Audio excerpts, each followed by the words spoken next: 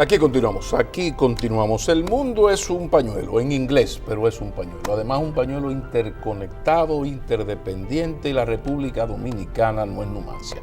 A partir de lo hablado en la primera parte, nos gustaría situar a República Dominicana en un escenario donde los organismos internacionales de solidaridad, multilaterales, de derechos humanos, pero también los países importadores de productos dominicanos, ante esta situación, ¿cuál es el escenario posible ante lo que está ocurriendo? Bueno, en principio no debería ocurrir que cuestiones, violaciones, por ejemplo, a los derechos humanos traigan represalias de tipo económico o comercial. Ahí la Organización Mundial del Comercio establece un régimen también supranacional para regir los temas comerciales y en el caso del sistema interamericano de derechos humanos, pues ahí en principio no debería haber implicaciones de tipo comercial. Ahora bien, las relaciones internacionales tienen varias dimensiones. Entonces, si nosotros nos vemos en una situación, digamos, de tener que defender una situación que a la postre resulta condenable, porque comprometemos nuestra responsabilidad internacional en materia de derechos humanos, pues eso podría acarrear, diversas reacciones de la comunidad internacional. Quizás sanciones. Sí, por favor. Bueno, las sanciones podrían venir por la parte de condenar la interpretación que hemos hecho de un derecho que es fundamental en sí mismo, como el de la nacionalidad. Se ha querido decir que es una prerrogativa del Estado. Eso es otra concepción decimonónica también. Ojalá fuera decimonónica, eso es medieval. Bueno, ya el derecho a la nacionalidad es un derecho humano. Por supuesto, hay un sistema de protección internacional que conlleva sanciones a quienes violen esas... Hay un asunto, además, mira, el problema es que las relaciones comerciales entre los estados y sobre todo los acuerdos comerciales entre los estados se fundamentan en la buena fe.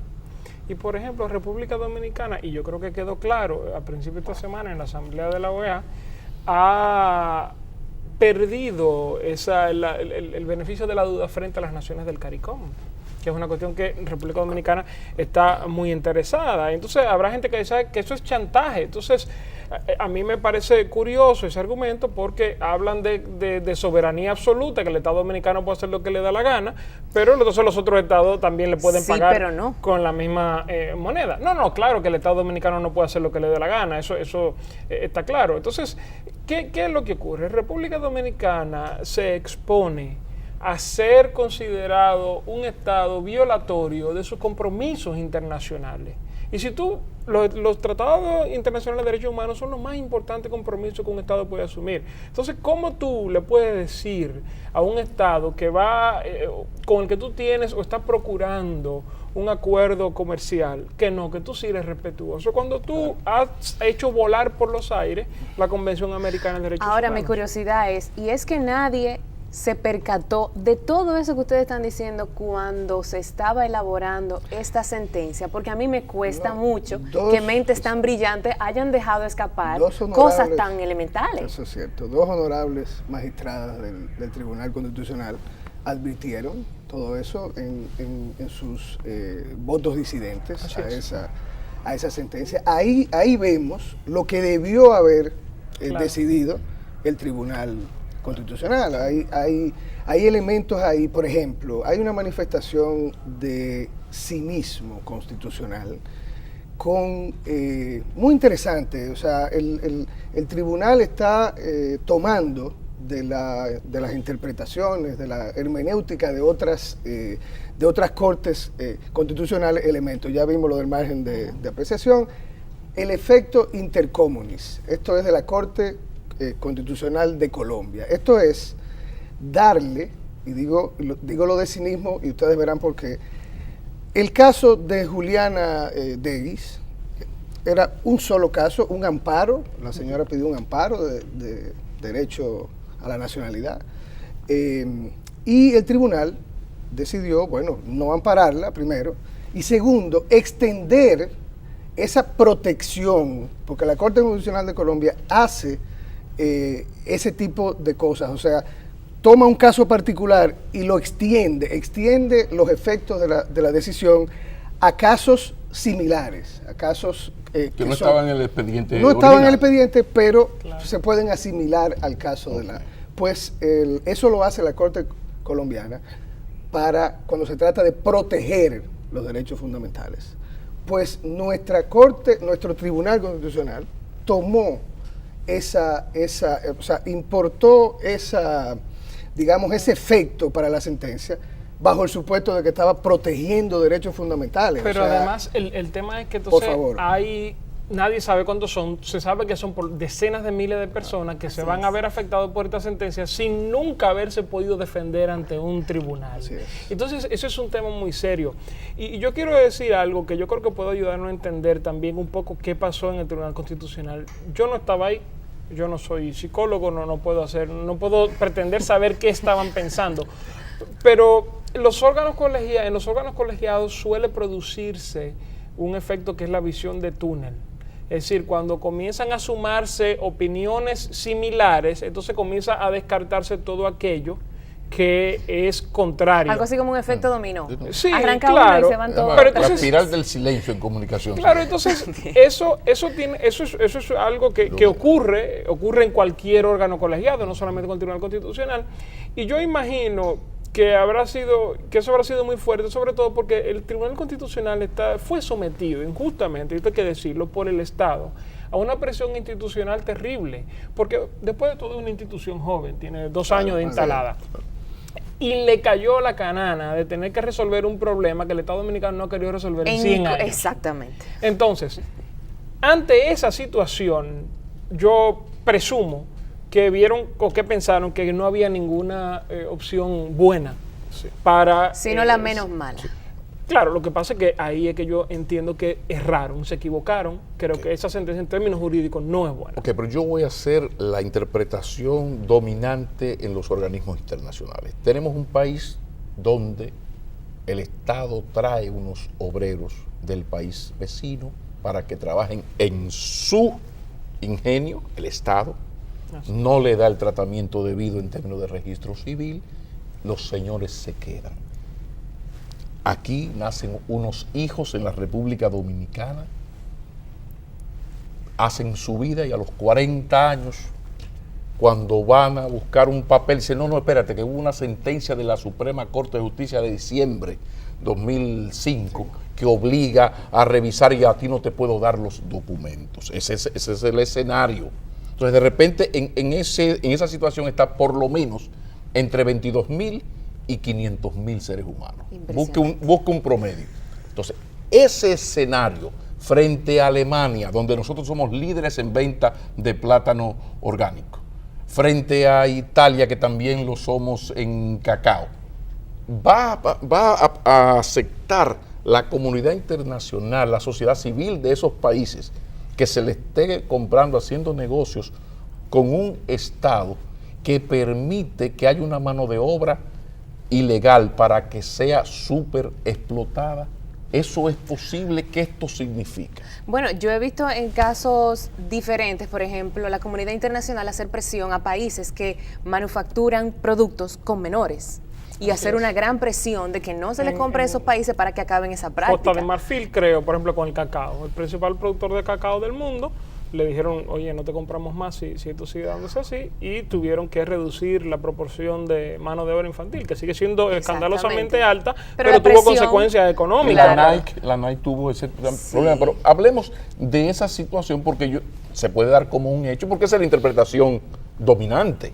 Hay un país que está haciendo eso. El gran irresponsable aquí es el Estado Dominicano, que quiere, no es que no hayan haitianos, no, que hayan ilegales para que no tengan derechos. Y eso no se puede en la comunidad internacional. Consecuencias de eso desde el derecho internacional. Bueno, ¿qué puede ocurrir? La primera es, como mencionaba Nassef, hay una pérdida de credibilidad. Usted no cumple con sus obligaciones a nivel internacional, pues ahí mismo viene uno inmediatamente al violar, digamos, esas obligaciones, pues uno compromete su responsabilidad internacional. ¿Cómo se traduce eso? Bueno, eso puede tener diversas manifestaciones.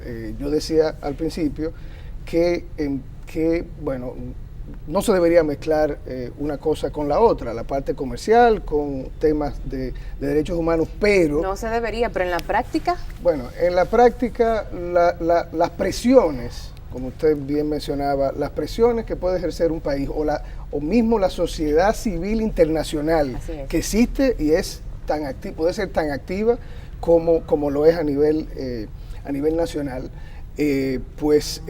puede ejercer diversos tipos de presión que lleve al país digamos, a repensar o a reflexionar, incluso a cambiar una decisión pues a todas luces violatoria, ¿no?, de las normas internacionales. Porque hay algo que hay que aclarar, porque se ha querido presentar esto como que se quiere obligar a la República Dominicana a darle la nacionalidad a haitianos que han entrado a la República Dominicana de manera ilegal. Y eso no es cierto. Lo que ha hecho la sentencia es tomar un grupo humano que nació bajo las reglas constitucionales anteriores, que adquirió la nacionalidad regularmente bajo las reglas constitucionales anteriores porque sus padres lo inscribían con el documento que el Estado Dominicano le había dado, que era la ficha para estar en los ingenios, y que de repente el Estado les retira la nacionalidad. Y todo Estado tiene derecho a establecer cuáles son las reglas de su nacionalidad. A lo que no tiene derecho y no se lo reconoce el derecho internacional, ni siquiera la Constitución de la República, el artículo 18.2 dice lo contrario, claro, es a que después que tú tienes la nacionalidad, retirártela de manera arbitraria. Y así lo señala específicamente. Claro, el artículo 18.2 de la Constitución lo dice de manera muy clara, o sea que no estamos hablando de nada nuevo. Claro que sí, República Dominicana puede establecer, yo no estoy de acuerdo, por ejemplo, con la nueva forma de las limitaciones del jus soli, pero esas son las que hay. Claro. Lo que pasa es que aplican a partir del momento en que se establecen.